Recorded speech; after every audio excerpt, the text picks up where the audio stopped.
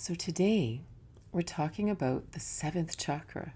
So we're finishing up our Chakra 2.0 series. And for anyone who is new to this series, all the other 6 chakras are here on Insight Timer, and they're also on YouTube, on my YouTube channel, which is just Katrina Boss. But that's okay. If you've not heard the other ones, you don't have to be here today. The foundation of these talks, and the reason they're called Chakra 2.0, is that very often when we talk about the chakras, we talk about what happens when there's dysfunction. And we treat it almost like having functional chakras is kind of out there. It's only for people who are, mega healthy, intellectually, spiritually, physically, or something like that. But for the rest of us, we're kind of just broken, and our chakras will always be some kind of shaded version of our potential. We have this very, not pessimistic, but it's almost like, well, you have to be real. We're obviously not perfect. We're only human. Like, we have this real perspective. And especially with the 7th chakra, right? Because the 7th chakra, we often talk about it as being our connection to the divine.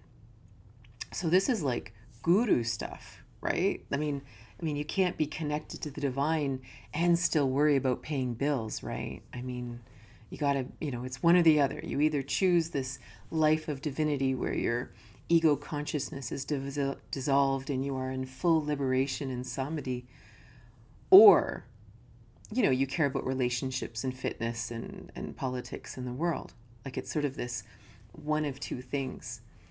And sometimes we even see the chakras as being some kind of ladder that we're like going higher and higher and higher and higher. And eventually we achieve this enlightenment in the 7th chakra. And we can fall into this trap in spiritual communities for sure. And we just want to give up everything so that we can have this 7th chakra, experience, as if the rest don't matter. As if experiencing divine love in the 4th chakra doesn't matter. As if fully integrating ourselves into the village and exploring nature in the 1st chakra doesn't matter. That the 7th chakra is this, no, but enlightenment is what I want. That's what I want.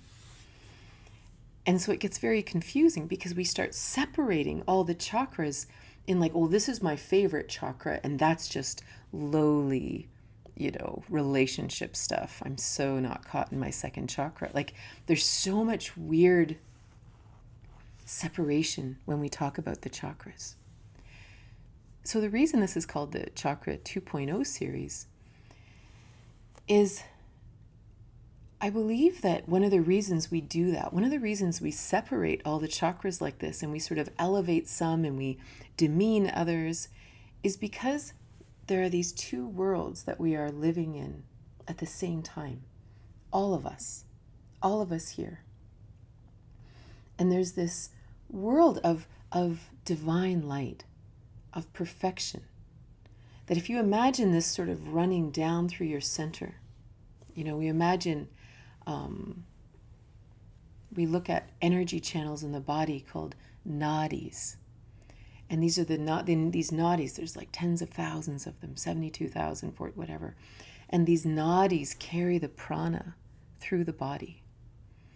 They're kind of like the nerve system of our energy system. Our nervous system and our physical, this is like the nerves of our energy system. And the main channel down the center, the Shushumna, I can never pronounce it properly. It's the main guy that sort of connects our 1st chakra with our 7th chakra. And sometimes we can imagine that in that Shushumna, this is the purity, this is the divinity, this is the pure light, this is the kundalini, this is that perfection. And then we sort of have this other world that we're living in, which Cindy Dale, this really interesting teacher, she calls the shadow world. And so if you imagine us as these divine beings, incarnating in this really curious world and looking around the world saying, wow, it's kind of messed up here, right? there's some really difficult factions here that are causing humans a lot of problems. This isn't how we were designed. Like we even say things like, well, I'm only human. It's like, is that a good or a bad thing? Or am I simply a human suffering as we try to adapt to the shadow world? And this whole idea that if you imagine the Shushumna down the center being this perfection, this beautiful light channel, this is where our chakras lie. So now instead imagine that our chakras right now are perfect. I mean, they're energy. Energy vortices don't get twisted. They're perfect. They're energy. They're just flowing energy. So the question becomes, so we have these perfect chakras inside, that it sort of exist in that light world, that world of wisdom that we all can access. It's kind of those feelings inside and we touch it every so often. Maybe we feel extreme joy, or even sometimes in extreme sadness, we touch that perfection in life. Sometimes it's playing with a puppy. Sometimes it's watching the sunrise. Sometimes it's making love. Sometimes it's eating chocolate. But we have this, and literally this is all that exists, right? We all have access to it. But then we have this interface that we have to have up to this curious shadow world that we live within. And very often, then when we look at the different chakras, what we're really looking at is the interface between the perfection within us and this really weird dysfunction outside of us.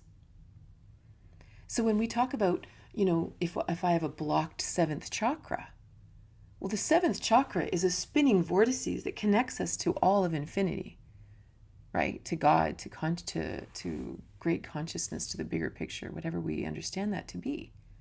Nothing wrong with our seventh chakra. But in order to survive here in the shadow world, we may have put up a program between that perfection and the world around us just to survive. Right? It's not wrong. And this is another huge thing that I think really blocks us on our spiritual path, that because we were taught that we were sinful by birth, that we are only human, everybody's messed up, everyone's got issues, right? We internalize that and then believe that I can't fix things. And even if I do have the greatest realization, there's a ceiling as to how healthy I could really be, how happy I could really be, how wealthy I could really be, how enlightened I could really be, how fit I could really be, how balanced my life could be. There's a limit, right? I mean, you have to understand where I came from and who I am and my experiences. Like, I'm broken. Like, we really have internalized this idea that there's something wrong with us. And when we internalize that, that becomes the ceiling, that becomes the limit of what's possible. So this whole idea of the Chakra 2.0 series is to say, what if that's not true? What if we're not broken at all? What if we are perfect? What if these chakras within us are in their original divine state? And we can actually expand them in their perfection. And as they continue to expand, they shed light on this interface we've created. And we can slowly release all the programs of the interface. So this is the foundation of our talks.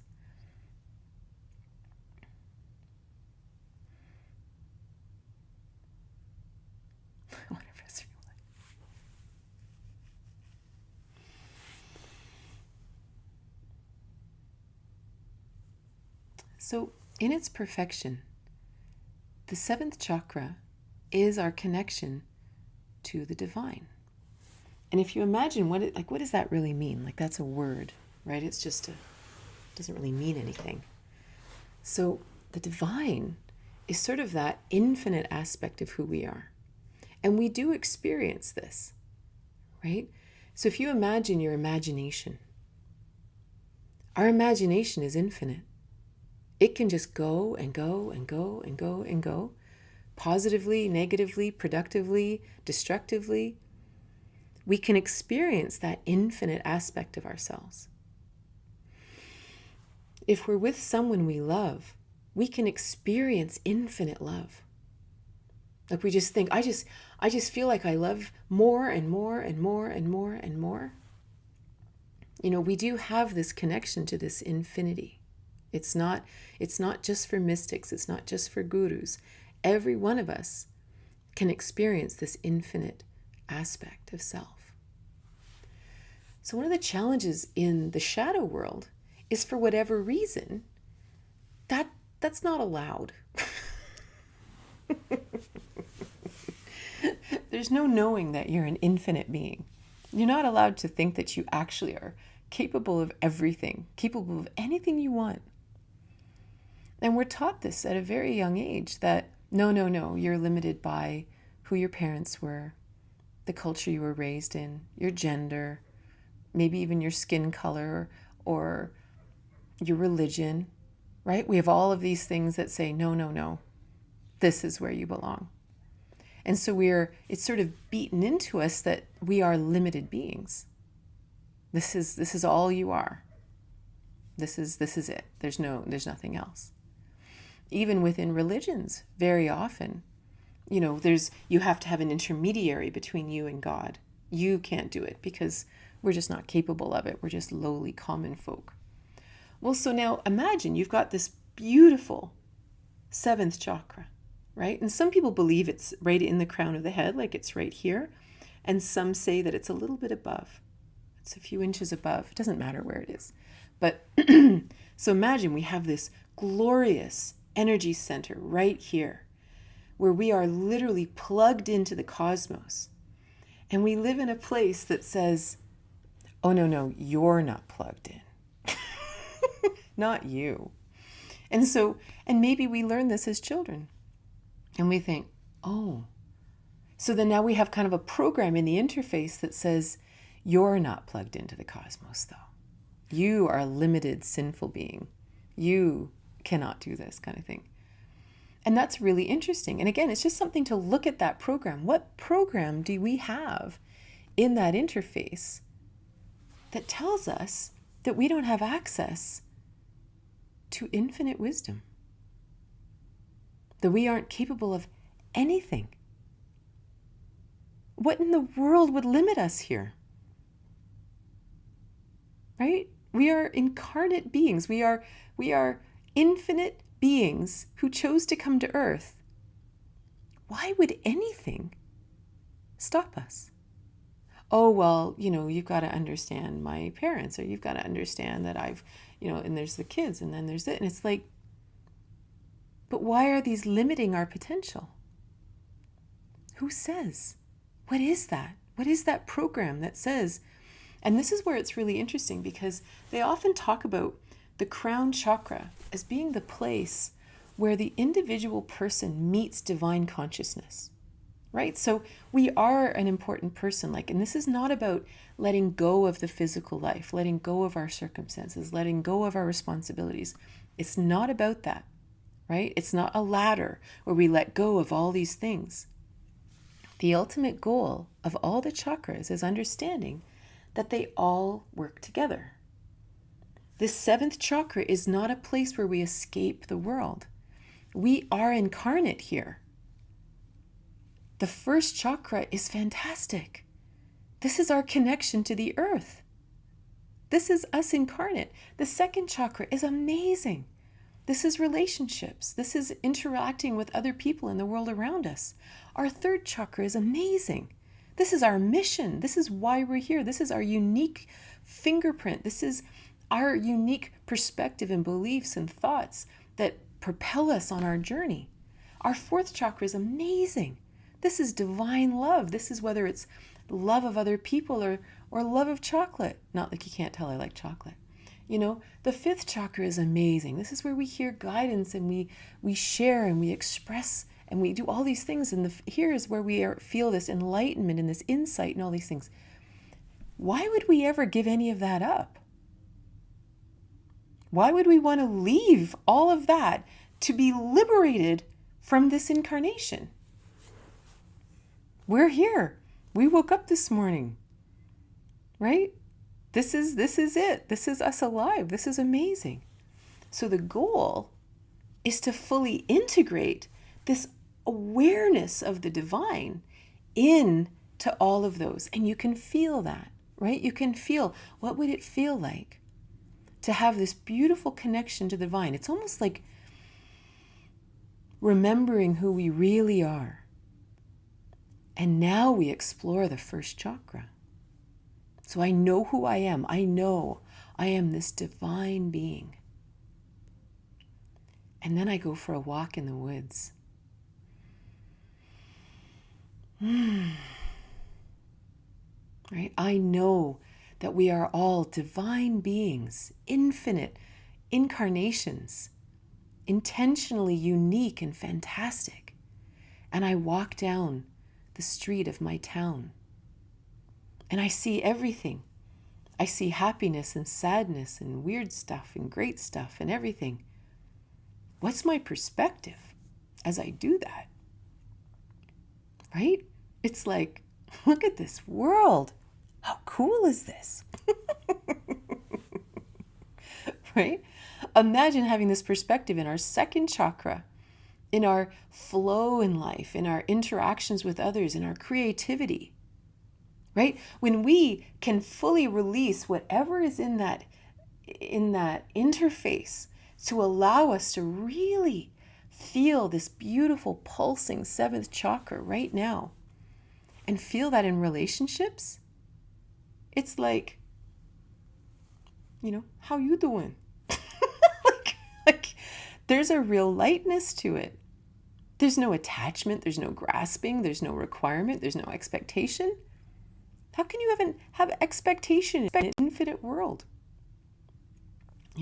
Suddenly your third chakra makes sense because you're a unique refraction of God, and you have a specific tendency and interest, and your mission in life doesn't have to be altruistic, saving the world and all that.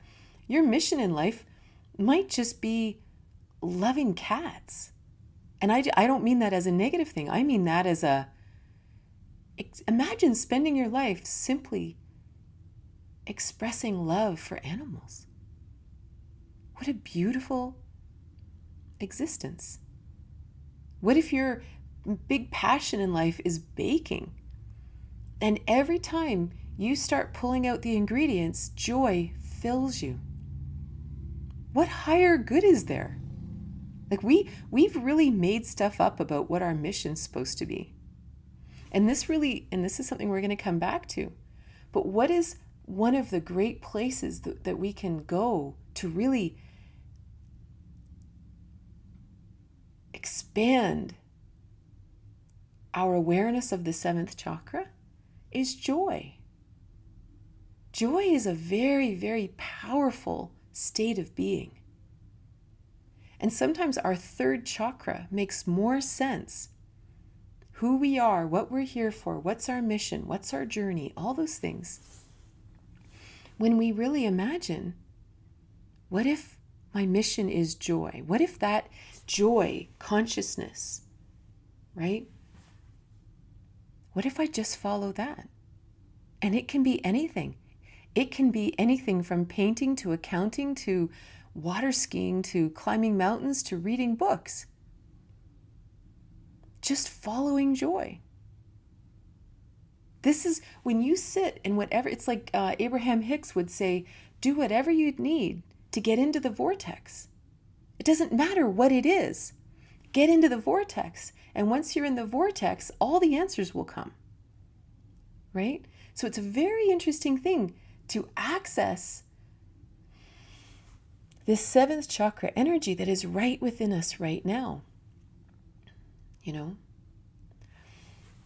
So to really know that when we're talking about the seventh chakra as a separate entity, but we only want to talk about it in the way that it blends with all the chakras. We are not escaping life and spending our life meditating, ignoring everything that we can't resolve. That's not why we're here. That's not why we came to planet Earth. You know? So one of the interesting things when we use words like the seventh chakra is where the ego dissolves into infinite consciousness, right? What do we really mean by that? What do we mean by dissolving the ego to merge with infinity? What does that mean? Well, imagine the ego's a lot of interesting things. I mean, and lots of people call it, we describe it in many different ways. But for all intents and purposes, the ego, positive or negatively, carries this personality. It carries this journey. It carries this unique thumbprint, right? Whatever it is I'm here to do, this is my ego. And of course, we can have dysfunctional ego attachment and whatever, all that stuff, right? But we're looking at things in the light here. The ego is just the ego. The ego is just who I am. It's what makes each one of us separate and different and interesting, right? Wrapped up in that ego is what we might call karma. For whatever reason, we all come in fully loaded, right? We aren't blank slates. Children, when they're born, I mean, anybody here who has children or has or knows children or even remembers being a child, we come in with personalities, and we come in with tendencies, and we come in with issues, and we come in with joy. Whew, I don't know what I'm sneezing about. It's just going to sit there. Right? But we come in, I don't know what's going on with my nose. We come in loaded. And I don't mean that in a negative way. I mean, we come in with a path. So imagine that part of our ego, part of our third chakra might even be to work out some issues or to finish things. One of my favorite definitions of karma was by Osho, and he called it unfinished business. And you can feel that whether we understand the world in terms of reincarnation or not, or multiple lifetimes or timelessness, or however we see that. But you can even imagine it in this lifetime. If we do something and we only get so far in it, it's like we repeat the pattern again to try to do a bit better. Then we repeat the pattern again to try to do a bit better. And we keep doing it until we do it perfectly. And then we move on to a new chapter. And in his perception, it was the same thing as karma, except we're just spanning lifetimes. We're spanning the eternal life of a soul, I guess, right? So in many ways, many of the patterns that we come in with as children, perhaps we could understand them within the map of karma. So then all of a sudden, being able to access the wisdom of our seventh chakra, and again, in the dance of all the chakras, right? We're not separating it. How do we access the seventh chakra wisdom and infinity and wonder and blend it with this whole human experience? Well, all of a sudden, a little extra light helps us see our patterns clearer. And then all of a sudden, we start to watch ourselves saying, wow, that's an interesting pattern I'm repeating. What's that all about? And so it's really interesting because as we come into this space, dissolving the ego consciousness, dissolving that, allows us to kind of remember. And then when we have these moments of remembering who we are, that infinite self, then we come back into our incarnation and those patterns don't have the same hold they had before. Right? It's not about expanding up here and staying there. We can do that when we die. Like, we'll leave soon enough. It's not, or not. That's a whole other story. But we don't need to go there and stay there. We need to go there, experience this joy, and then come back into our life and say, Oh. I see this. I see this pattern now. And what's really cool is when we can really experience this infinite self, we're not coming back in and being heavily judgmental of ourselves either, or anybody else. You know, this consciousness isn't attached to anything. We suddenly see even the people in our lives who drive us crazy, who are probably also caught up in our karma. You know, it's one of the, it was in that Celeste, I know I'm really referencing the Celestine prophecy lately a lot. I'm going to have to reread it or something. But I remember them talking about, I think he was the one that introduced the idea of soul groups. That when we come in, these people that we meet in our lives, whether it's family or friends or strangers on the street, and we look at them, we go, have we met? Because you seem awfully familiar. That perhaps we have met. It was just another lifetime, and, we were siblings or lovers, or it's always funny who we decide, we must have been lovers in a past life. When it's also possible that we were just annoying siblings or something. But when we imagine that, and then we imagine the patterns that we're experiencing with people, when we can really go in and tap in with that infinite space inside, we're not so angry. We're not so, the grudges don't hold as well. The judgment doesn't hold as well. The expectations dissolve, right? So every time we kind of dissolve that ego consciousness, so does all the stories that we're telling ourselves. So it's a very interesting space to be able to integrate into this world. And what it does is it kind of fast forwards our growth. We can just cycle through our life unconsciously. So if we kind of disconnect ourselves from our 6th and 7th chakras, or even the whole upper triangle of spiritual perspective, if we just disconnect from that and just stay in our first 3 chakras, and again, in the shadow world perspective, sort of slaves to the interface, slaves to what we've learned, slaves to everything we've accumulated over our lifetime, we'll still get there. It'll just be bumpier, right? We just still have to have the fights, and we have to have the regret, and we have to end that relationship, and we have to start a new one, and we have to, you know what I mean? Like we'll still get there. But if we can actually integrate all of this incredible energy that's right here, right now, it's like we can kind of, I see that, and just simply let it go,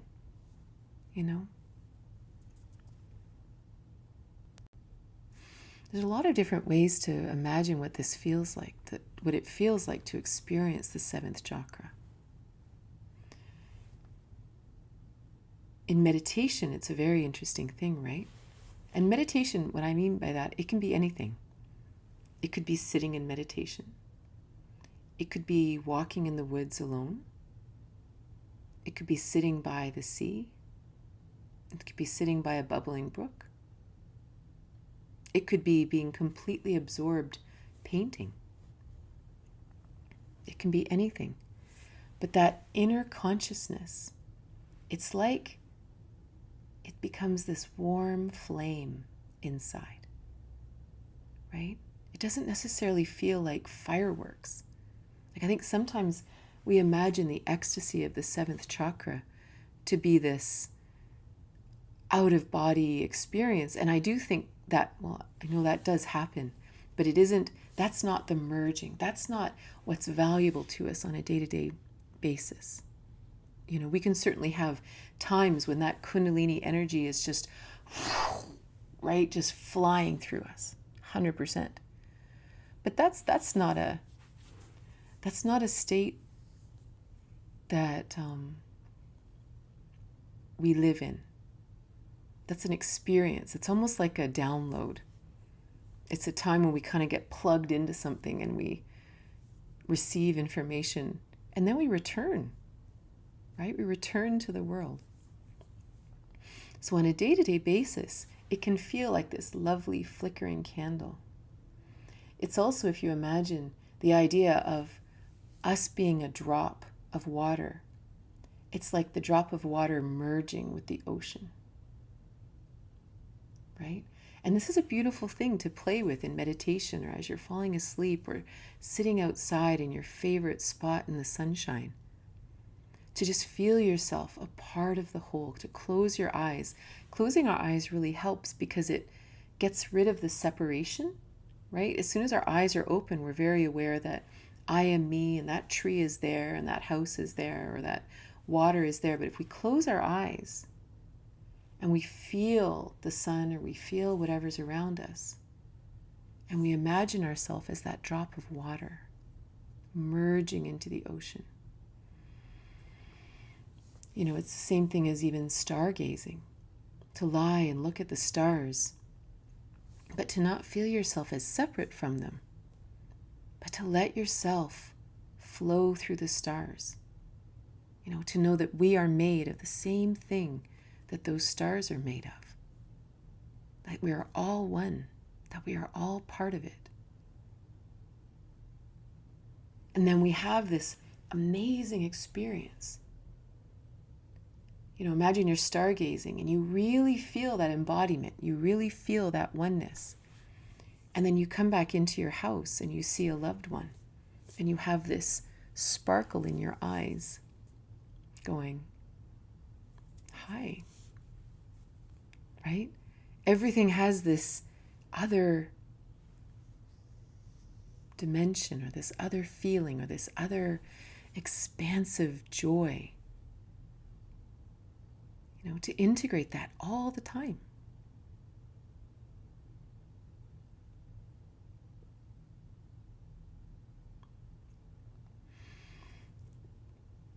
The other thing that's really interesting about reintegrating the seventh chakra is to know that we often experience it in moments, that we do have this experience in moments. And then sometimes we can kind of berate ourselves that we don't continue to have these experiences. Why do I keep falling back into my old patterns? Why do I keep going back? Why do I keep forgetting? You know, and then all of a sudden you have another moment like that and you think, yeah, I knew this. I realized this. I had this. How come I keep forgetting? And we can really berate ourselves. And again, this comes out of this shadow world. Huge self-judgment. Like somewhere along the line, we were taught criticism like nobody's business. Criticism of others, criticism of self, instead of, again, this sort of perspective, this big picture perspective that says, what an interesting path we're on. Isn't this fascinating? Right? Because for whatever reason, we lost this. But it's still there. It's just, I think that the interface is very thick to block us from that. But we just have to look at it. It's not a big deal. We just have to go there.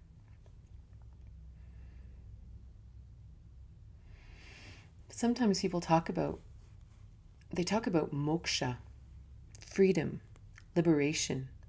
And this is often considered the chakra of liberation. This is the chakra of enlightenment, but this is liberation, total freedom. And they often give the example of a bird in a cage. And when we've been taught that this is not part of our reality, this is not for you, you are only a lowly commoner, you are a broken person, you are damaged goods, you cannot experience all this nonsense. I don't even want to say it, but you know, this is sort of what we're taught. All these things I just said are like the bars of the cage for a bird, right? And then, so you live in the cage and you think this is normal. And then all of a sudden, maybe you read something or you hear something or you have an experience and you go, wait a minute, none of that's even true. I'm as infinite a being as everyone else here. I have 7 chakras or many, many more. I'm an incredible being connected to the cosmos. Why are we being taught this? And you have this awareness. And this is like the door on the cage being opened. And the bird goes, like, I could just fly out? Like, I don't have to do this? I don't have to live in the cage? Really? And so maybe the bird tries it. Bird's never lived out of the cage, right? It has no conscious memory of freedom, no conscious memory of what it would be like to live in this state of wonder all the time. And I mean, while we're going to work, while we're paying the bills, while we're caring for the kids, while we're caring for our parents, whatever it is, there is a freedom inside.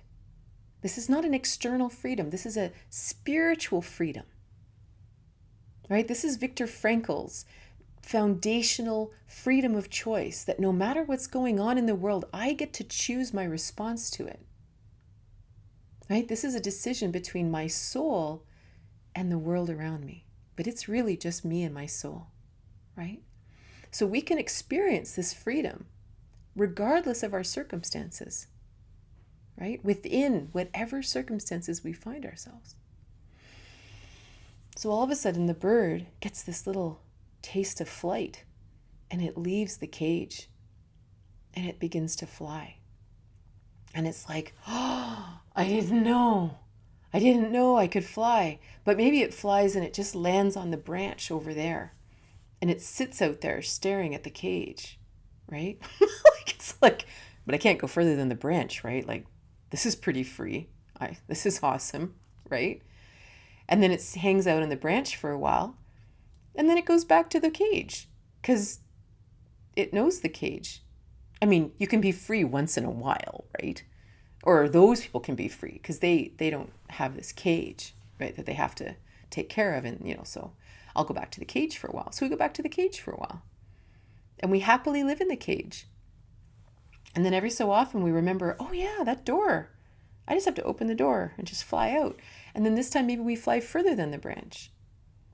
And then bit by bit we do this. But it's just part of the journey. And maybe every time we return to the cage, there's something important we're supposed to sort out there. But every time we've flown a little further, we have a little bit more insight to understand the cage. Right? Humans, whatever this experience is that we're having, we seem to really be designed to do it organically. You know what I mean? Like we seem to, and by organically, what I mean is when something grows organically, there's a seed. So if you imagine an ecosystem and you plant a seed in it, a new seed, that seed will start to sprout and it will slightly change the chemistry of the soil around it. It will slightly change the water table because it's now drawing water.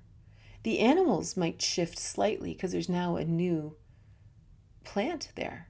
The ecosystem will slightly change in these very subtle little ripple effects. And now the ecosystem is changed, right? We're like that. We make one little change, and it can be something simple like we study satya all the time, right? We study truth. What does that mean?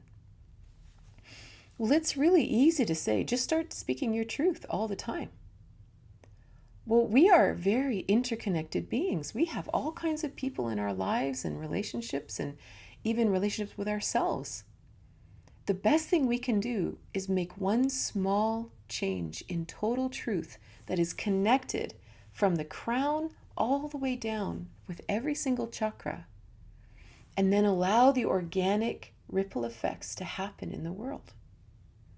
And then, when everything has found its new homeostasis, we then make another new change.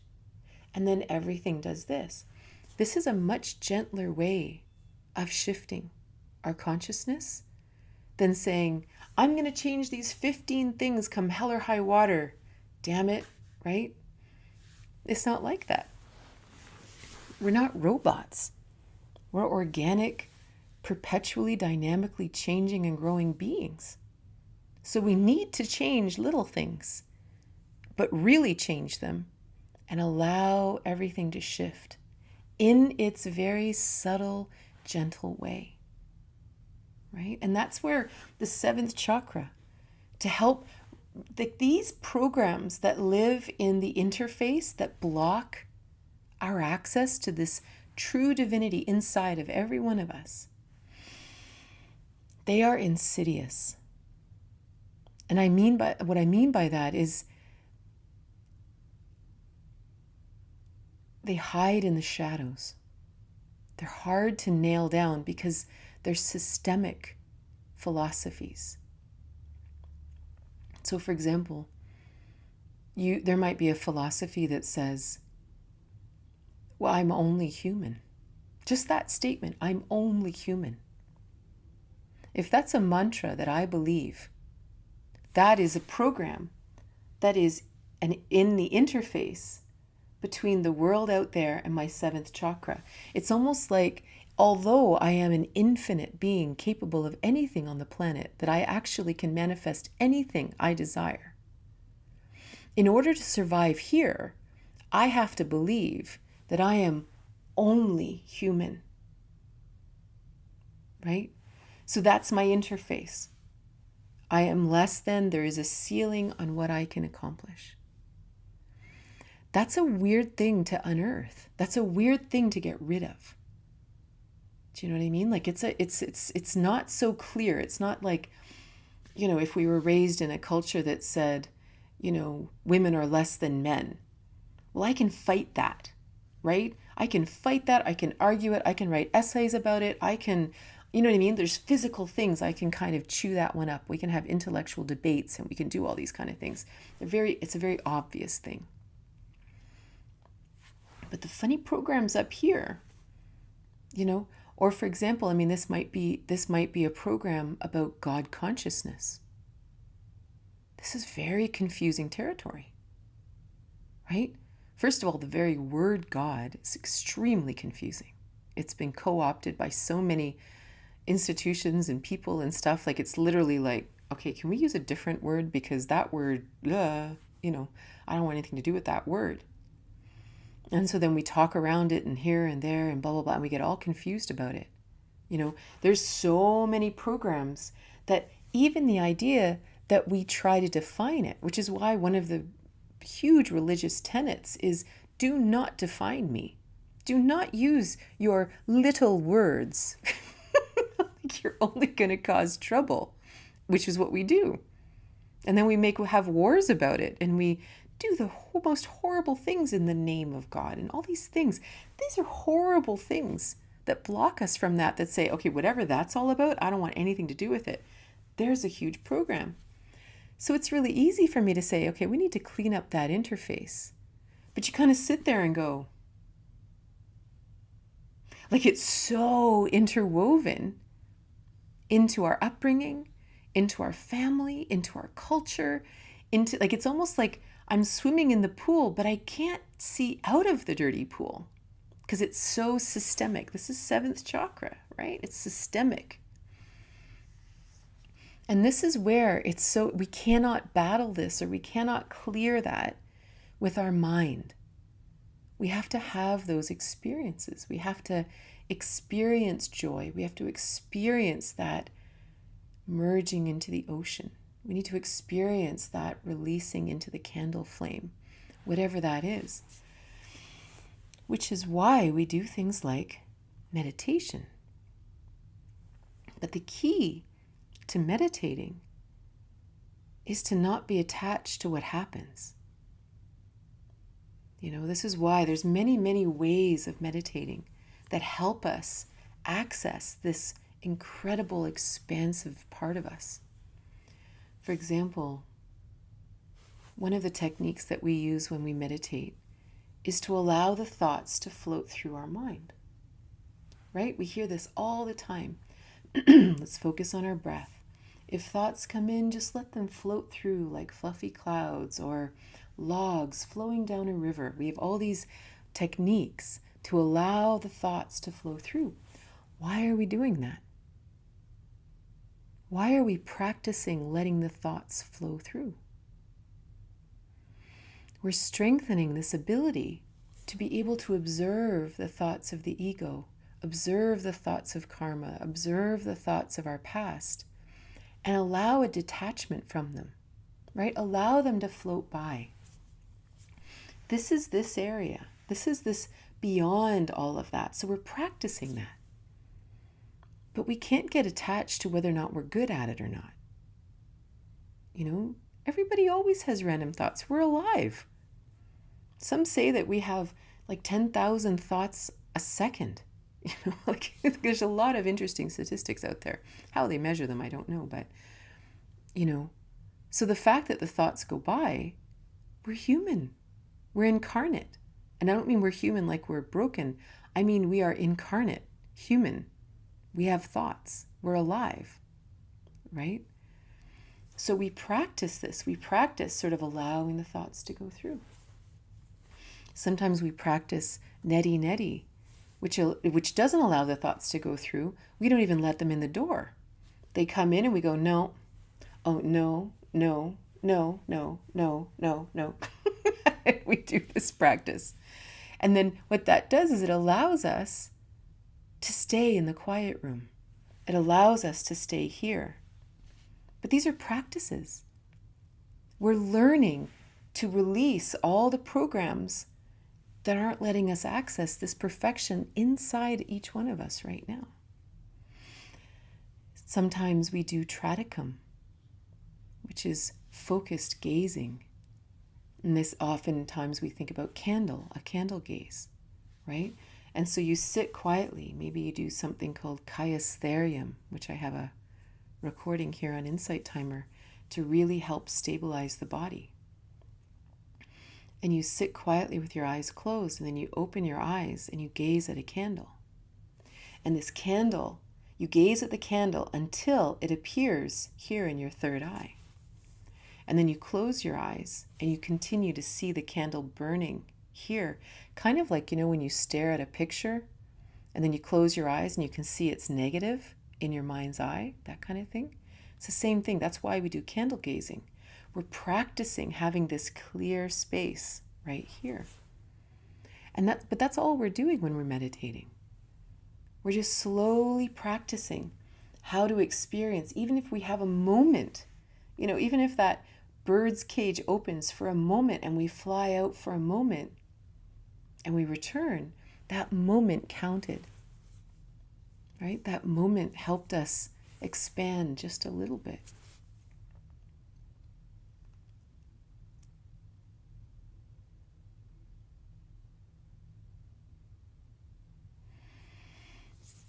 This is another reason why, when we want to expand it, we think about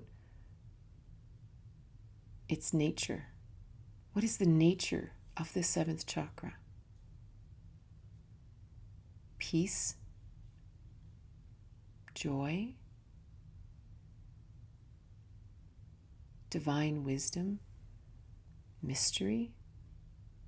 So even to sit and meditate and simply feel peace. And of course, what's really interesting is as soon as you start to feel peace, something's going to rise in the interface to say, yeah, but what about this? Yeah, but what about this? But this is the beautiful use of meditation, that this is an exploration. It's not about achieving meditation, a meditative state. It's about, wow, so I meditated on peace and this topic came up. Interesting. That's really valuable to know, right? That we just see it from this perspective, that we say, yes, good. I needed to know that. Excellent. And then maybe you go away to journal, or maybe you have a friend that you talk to or a therapist and you say, I was meditating on peace the other day, and wow, do I ever have some serious programming in my interface that believes that that's not possible. I'd love to talk about that more, right? Or if you meditate on joy and you say, okay, I'm just going to embody joy. And then that little voice comes up in the interface and says, yeah, but that's not reasonable. That's not real. That's what I mean. The interface here is very insidious, that says, no, but joy isn't actually possible. That's just for people who don't care about anything. That's just for people who don't have responsibilities. That's just for people who haven't had the life I've had. And this is very valuable information, because we're reading the interface and we can say, interesting. I don't believe that I can be joyful. Well, that's sure good to know. So it's a really interesting thing to actually just, first of all, just to imagine yourself in these chakras, fully integrated all the time. That the point of the seventh chakra is not to escape life and just live in this, state of being, but to allow it to constantly be flowing, right? This is a flow. These are all connected, right? So that this wonderment flows into our relationships, and this wonderment allows us to just effortlessly love, and this wonderment goes down into the first chakra and believes in abundance. That all the seven chakras live together, which is what makes us so interesting, right? Like really multidimensional, fantastic beings we are. When you really bring all that together, it's really, really phenomenal. If you have any questions, I would love to answer them or comments. So if the chakras are perfect, when we do chakra meditation, what should we be doing? All chakra meditations teach about balancing, cleansing, visualizing colors, spinning, opening. I don't know. What I genuinely believe is that our soul knows what it needs. Like every single one of us is so unique where we are. We will be drawn to something that heals us. When our intention is, I want to really connect with my full flowing chakras, we will be drawn to a kind of meditation. And for one person, it might be colors. It might be a cleansing thing, but to imagine that you're not cleansing you, you're cleansing the interface, right? So it could be so many different meditation paths and many different ones for each person. So I would just really, really trust your wisdom. Like whatever meditation practice you go into, just really focus on that pure perfectness inside of you and allow the meditation to cleanse the interface, whatever it is. Is there something to the saying that you need to first balance the lower chakras in order to reach the higher ones? I heard that, but I think it's not true. Thank you. That's a great question. I believe it's very important. I believe that, I think, when we talk a lot about spiritual bypassing, I think this is where people say, okay, I have all these issues in my relationships and I have all these issues and I struggle with love. So I'm just going to meditate and connect with the divine. And it's like, when we can go down to that first chakra and we can, because it's almost like in the lower chakras, we have more we can work with. There's more physicalness. There's more juice. There's more stuff to play with, right? So in the first chakra, if we are struggling with the very grounding, if we're upset that we were born, right? If we're not even able to enjoy the world on a first chakra level, then we need to stay there. We need to find out, how do I love the world? How do I do it? Is it sitting in a cafe, reading a book, drinking a cup of coffee? Is it going out in nature? Is it snorkeling? Is it painting? What is it that makes me happy to be here? If I don't have that, if my first chakra is right sideways and I don't want to be here anyway, how can we ever embrace the wonderment of being alive of the seventh? Or the divine love of the fourth? They don't make any sense. One isn't better than the other. In fact, those early chakras are so foundational. They're literally foundational to our entire spiritual journey. So it's so important to get back to that first chakra and really be a part of the world somehow. Volunteer somewhere. Go next door and find out if they need something fixed. Like, be a part of the village, be a part of nature, be a part of the world. And when we can actually find how we fit in a first chakra level, suddenly we kind of exhale as a being. It's like, okay, I'm okay that I'm here. Okay, all right, I'm happy I'm happy I was born. I'm happy to be here. And I'm saying this lightly, but that journey could take a decade. That's not an overnight fix. That's a huge journey. And that could be revisiting our childhood. That could be finding our roots. That could be connecting with our ancestors. That could be whatever. But we have to feel like we belong on planet Earth. Like we have to believe that. We have to know that. From there, once we feel like we actually belong on the planet, then we can start playing in the relationship thing, right? Like you imagine if you're playing in the relationship world, I'm not saying that we're all playing in all of them all the time. But if you're playing in the relationship world, but you don't even feel like you belong on this planet, what's going to happen in the second chakra?